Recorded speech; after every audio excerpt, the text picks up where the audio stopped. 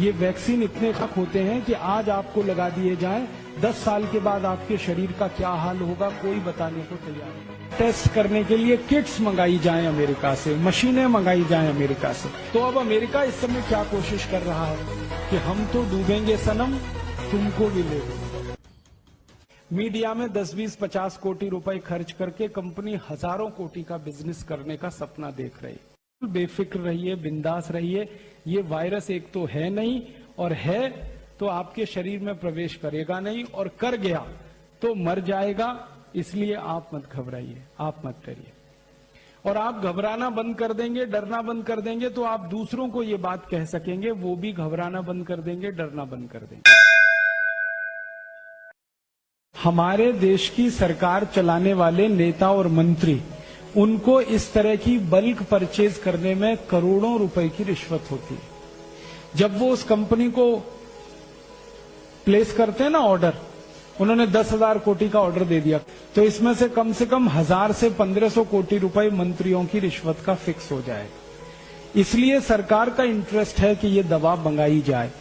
अभी चर्चा ये चल रही है कि हर एयरपोर्ट पे मशीनें लगाई जाएंगी, उनमें से आदमी को गुजार कर टेस्ट करेंगे। वो मशीनें लाखों करोड़ों रुपए की हैं, तो उनका ऑर्डर किसी कंपनी को दे दिया सरकार ने।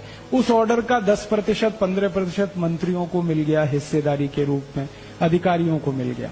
तो सरकार का वेस्टेड इंटरेस्ट ये होता है कि खूब रिश्वत इस तरह के कामों में मिलती है।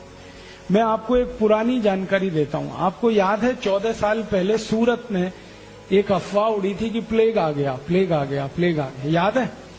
उसका दुष्परिणाम क्या हुआ कि पूरे सूरत की टेक्सटाइल इंडस्ट्री बंद हो गई, पूरे सूरत की।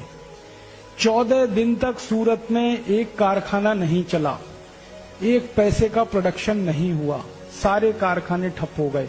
मजदूर भागकर सब अपने गांव चले गए, क्योंकि सबको दहशत और डर बैठ गया।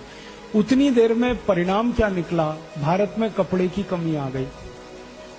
तो सरकार ने क्या किया? परदेशी कंपनियों को कपड़ा भारत में बेचने का ऑर्डर देना शुरू कर दिया। तो परदेशियों का अंधाधुंध कपड़ा बिका।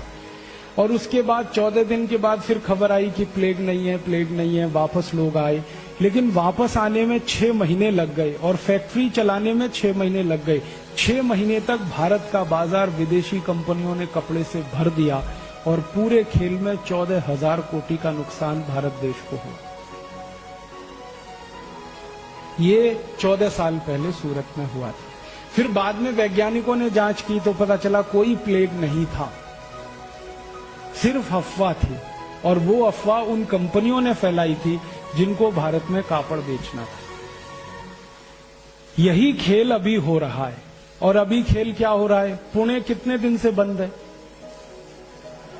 8 दिन हो गए। पुणे में एक दिन की गतिविधि जो चलती है, जिसको अंग्रेजी में हम सब ट्रांजैक्शन कहते हैं, कितने करोड़ का होगा? 500 कोटि। अब 500 कोटि का ट्रांजैक्शन एक दिन का, तो 8 दिन का 4000 कोटि रुपए नुकसान हो गया पुणे का, सिर्फ एक झूठी अफवाह के आधार पर। अब ये 4000 कोटि का नुकसान तो हो ही गया, वो एक बात है। अब वो कंपनी यहां जब दवा बेचेगी और वैक्सीन बेचेगी, तो पुणे का और 10,000 कोटि का नुकसान होगा, क्योंकि हम वैक्सीन खरीदेंगे, दवा खरीदेंगे। पैसा उस कंपनी के हाथ में जाए। और अगर ये खेल लंबा चल गया तो जानते हैं क्या होगा? यहां जो सॉफ्टवेयर की कंपनियां हैं, आईटी कंपनियां, वो कहेंगी यहां से बेस अपना शिफ्ट करो, यहां धंधा अब ठीक नहीं है करना। क्योंकि जब उनके कर्मचारियों के सिर पे तलवार लटकती होगी तो वो कैसे करेंगे? वो यहां से अगर शिफ्ट कर गए, बेंगलोर चले गए या कहीं और चले गए, तो पुणे का ये जो आधार बना, ये खत्म हो जाएगा। हजारों लोगों की नौकरियां खत्म हो जाएंगी। इतना बड़ा खेल है ये। 1816-18 में 2 साल भयंकर फ्लू हुआ था, एवियन फ्लू। उस समय अमेरिका की कुछ कंपनियों ने वैक्सीन बेचे थे। एवियन फ्लू के जो वैक्सीन लगाए गए ना लोगों को, वो सब लोग मरे। और कितने लोग मरे मालूम है? 4.5 करोड़ सारी दुनिया में। माने 4.5 करोड़ लोगों को अमेरिकन कंपनियों ने जो वैक्सीन लगाए वो सब मर गए, और जिन्होंने वैक्सीन नहीं लगाया था वो सब जिंदा रहे। ये वैक्सीन इतने खतरनाक होते हैं कि आज आपको लगा दिए जाएं, 10 साल के बाद आपके शरीर का क्या हाल होगा कोई बताने को तैयार नहीं।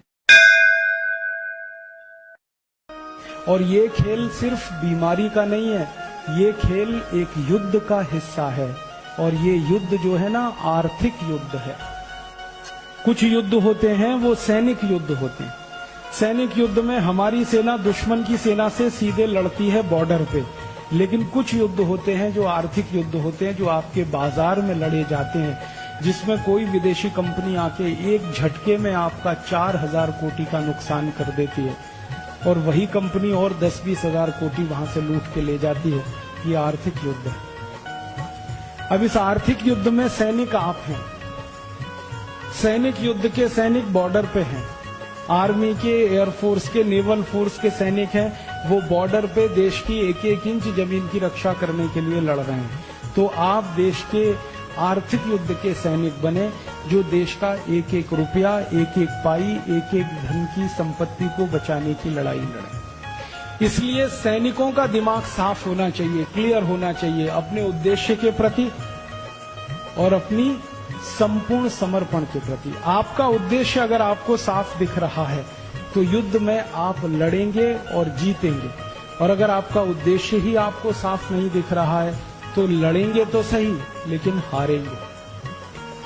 इसलिए ये आज का कार्यक्रम रखा गया कि ये आर्थिक युद्ध भारत के खिलाफ शुरू हुआ है और इस युद्ध में बड़े बड़े लोग शामिल हैं।